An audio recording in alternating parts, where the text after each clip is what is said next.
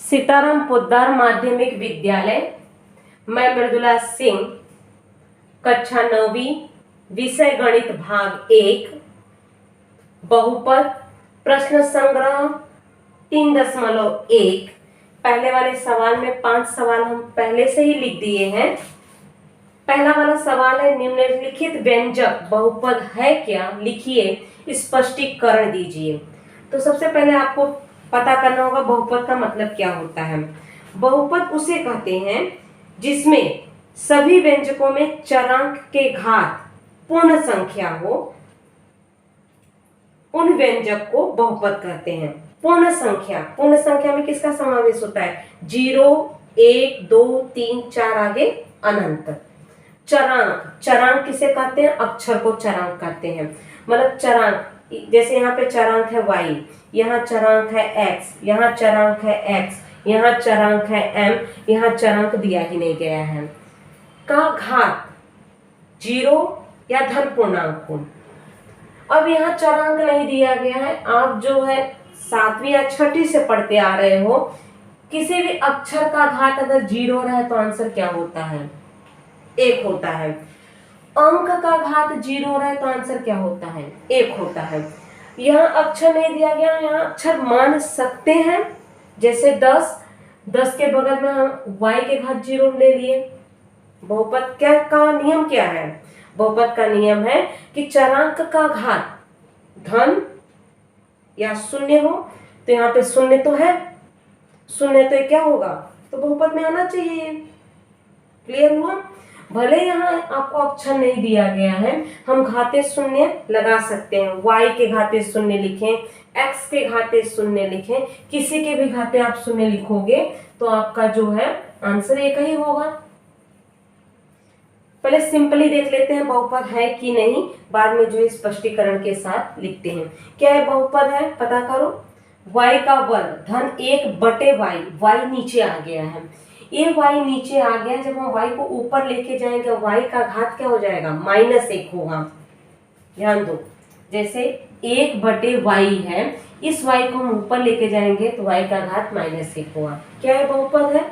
नहीं होगा, कारण चरांक का घात ऋणात्मक संख्या है, ऋण 1। क्या है बहुपद है? करनी के अंदर x है।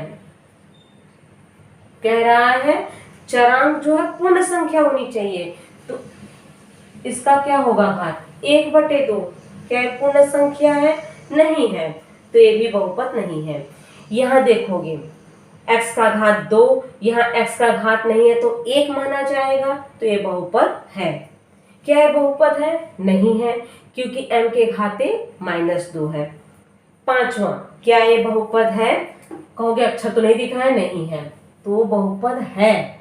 जैसे कि हम बोले हैं कोई भी अक्षर लिख लो, घात 0, मतलब चरांक का घात 0 है तो बहुपद है। 5वां वाला है, 5वां और तीसरा है, बाकी नहीं है।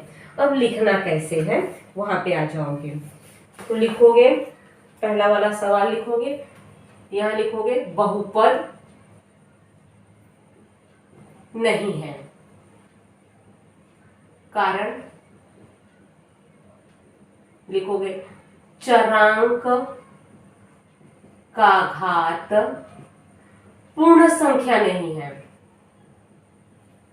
पूर्ण संख्या नहीं है। मत लिखने जाओ -1, -2, कंफ्यूज होते हो। और अगर और अच्छे से लिखना चाहते हो, चरांक का घात -1 है तथा पूर्ण संख्या नहीं है, इसलिए बहुपद नहीं है, वो भी चलेगा। शॉर्टकट अपनाओगे वो भी चलेगा। अब यहाँ पे लिखोगे क्या है बहुपद है, यहाँ पे भी लिखोगे बहुपद नहीं है, कारण क्या होगा? चरांक, वही वाक्य लिखोगे, यही वाला दोहरा दो। सवाल लिखोगे बहुपद नहीं है, कारण चरांक का घात पूर्ण संख्या नहीं है। सिंपल सी बात, पूर्ण संख्या नहीं है। बहुपद है, चरांक का घात पूर्ण संख्या है। बहुपद नहीं है, चरांक का घात पूर्ण संख्या नहीं है। पूर्ण संख्या में 0 1 2 3 आगे अनंत रहते हैं, तो एक घात रहेगा तो बहुपद है। यहां लिखोगे बहुपद है, चरांक का घात 0 है। चरांक का घात 0 है, या तो लिखोगे चरांक का घात पूर्ण संख्या है। इसका जो है सेम वही लिखोगे, इसका लिखोगे बहुपद है। कारण क्या लिखोगे? कारण चरांक का घात पूर्ण संख्या है। इसमें लिखोगे बहुपद नहीं है, कारण चरांक का घात पूर्ण संख्या नहीं है। इसमें लिखोगे बहुपद है, ये होगा बहुपद है, चरांक का घात पूर्ण संख्या है। बस इतना ही कारण दे दो, ज्यादा दिमाग ही मत चलाओ। तो ये और ये वाला लिख सकते हो, लिखना है सेम इसी का कॉपी करके लिखना है। बहुपद नहीं है, कारण यही। इसमें भी लिखोगे बहुपद नहीं है, कारण वही डाल देना है। हम नहीं लिख रहे हैं, थोड़ा समय की बचत होगी तो आगे वाले सवाल पे बढ़ जा रहे हैं। ठीक है, अब आ जाओगे दूसरा वाला सवाल। दूसरे वाले सवाल में क्या दिया गया है? सवाल पेज नंबर 39।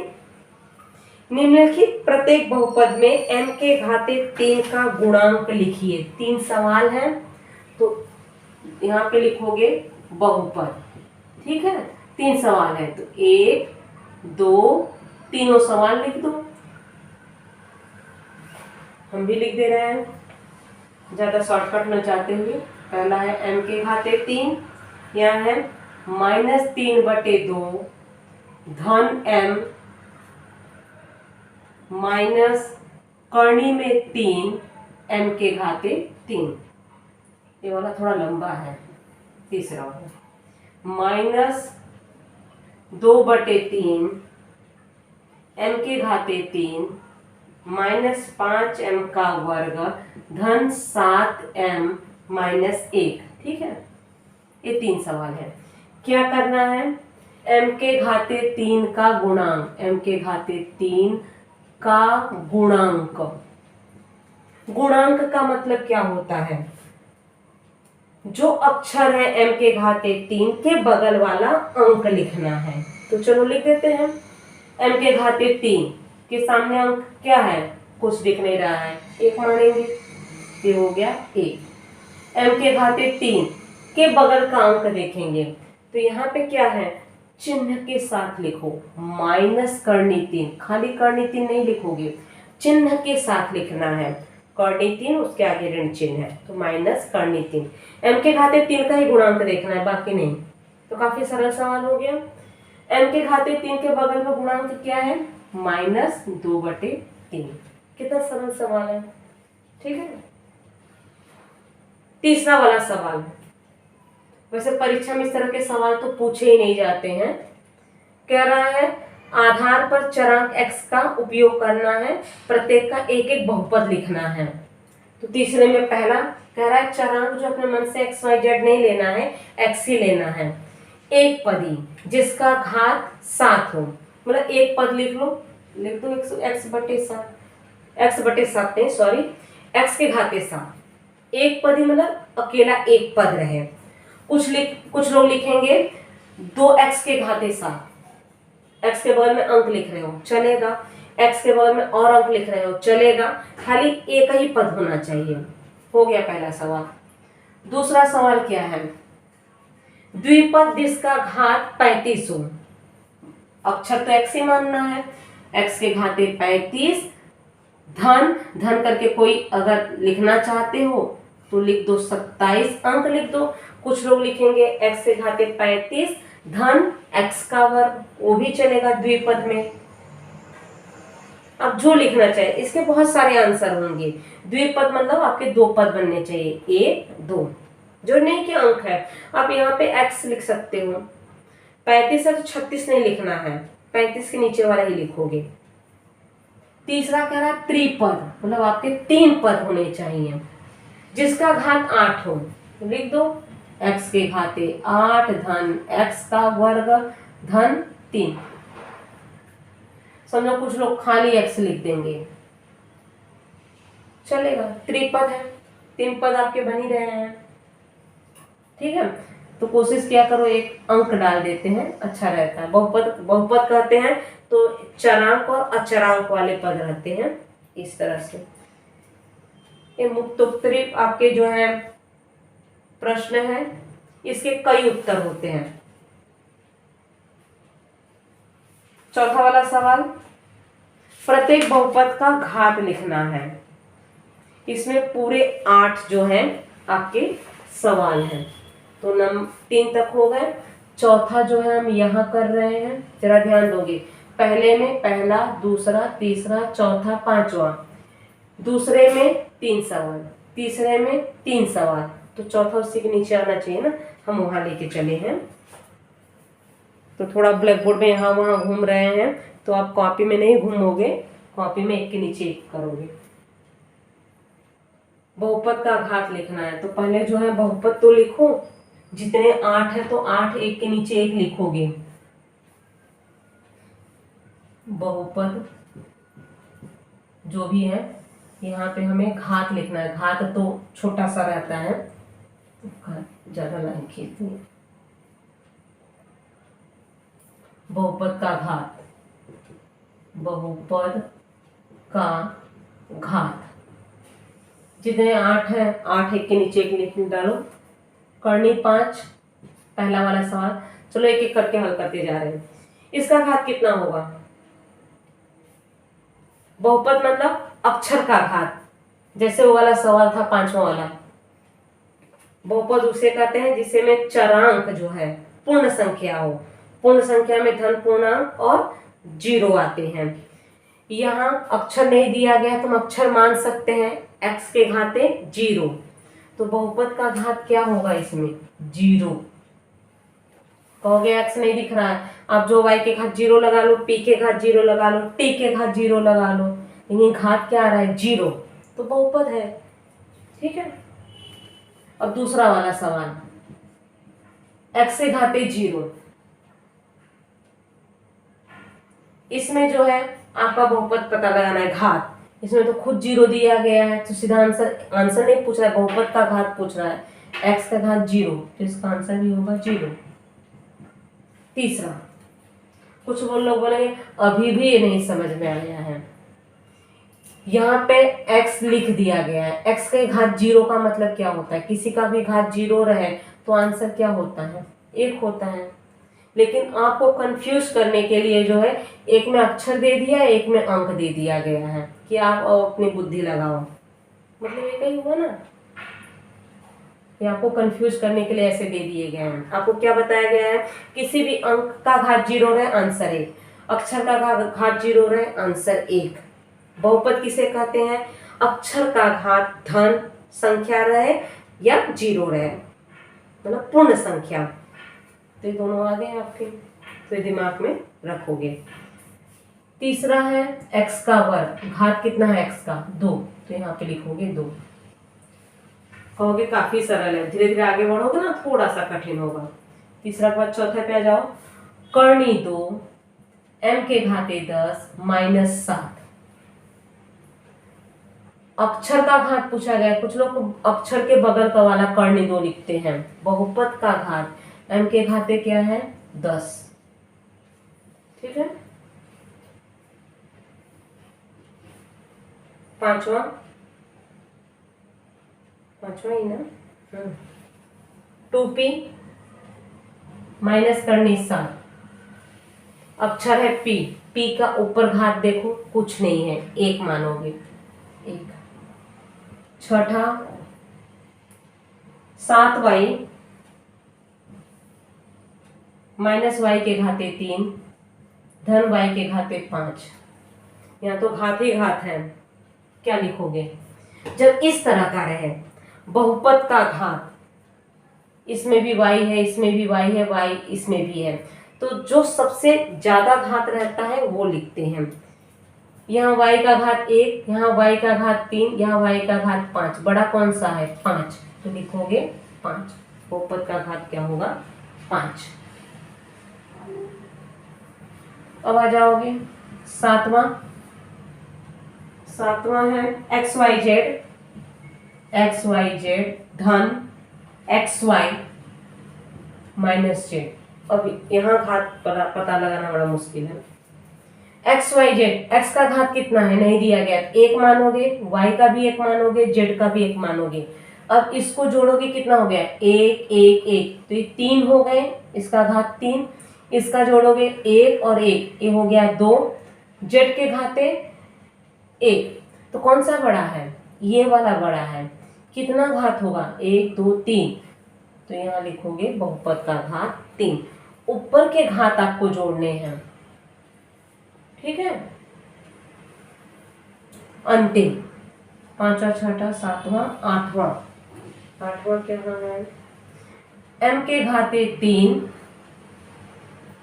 n के घाते 7 माइनस 3 m के घाते 5 n धन mn। पता लगाओ, घात हमें लिखना है। 7 और 3 10 हुआ, इसका कितना हुआ 5, यहाँ n है, एक मानोगे ये 6 हुआ, ये एक एक हुए तो ये 2 हुए, ज्यादा कौन सा है ये वाला, तो घात जोड़ो 3 और 7 10, बहुपद के घात क्या हो गए 10, ठीक है।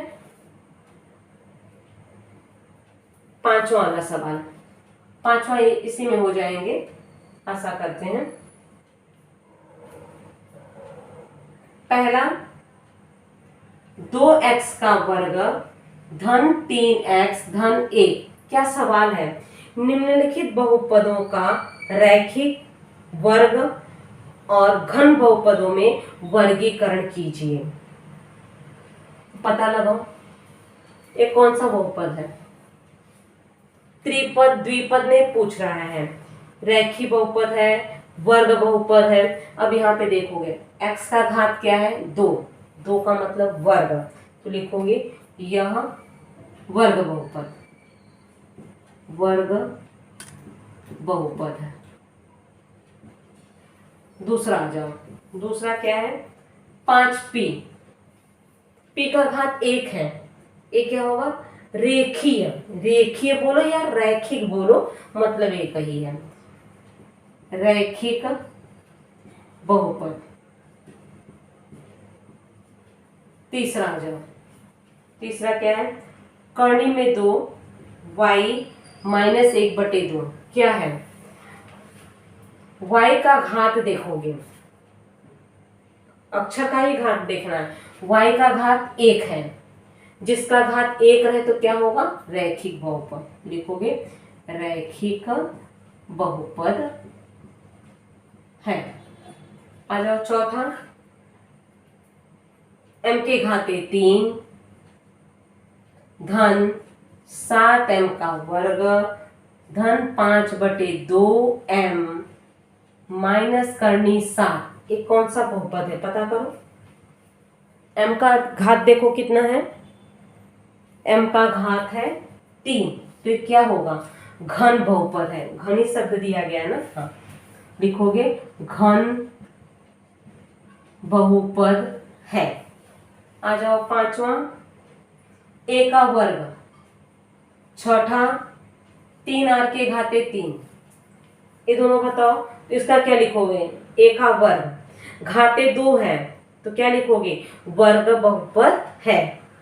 3r के घाते 3, मतलब घात देखना है, घाते 3 तो क्या होगा घन बहुपद है, तो ये दोनों लिख सकते हो।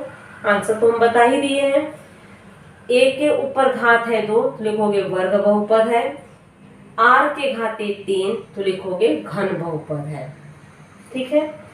तो आज जो है 5 ही सवाल लेते हैं, छठा सातवां आठवां नौवां जो है अगले वीडियो में लेते हैं। अच्छे से सवाल को करोगे, जितने सरल हैं उतने जो है आप जल्दबाजी में इस सवाल को गलत करते हो, काफ़ी सरल सवाल है। तो मिलते हैं अगले वीडियो में, तब तक के लिए बाय।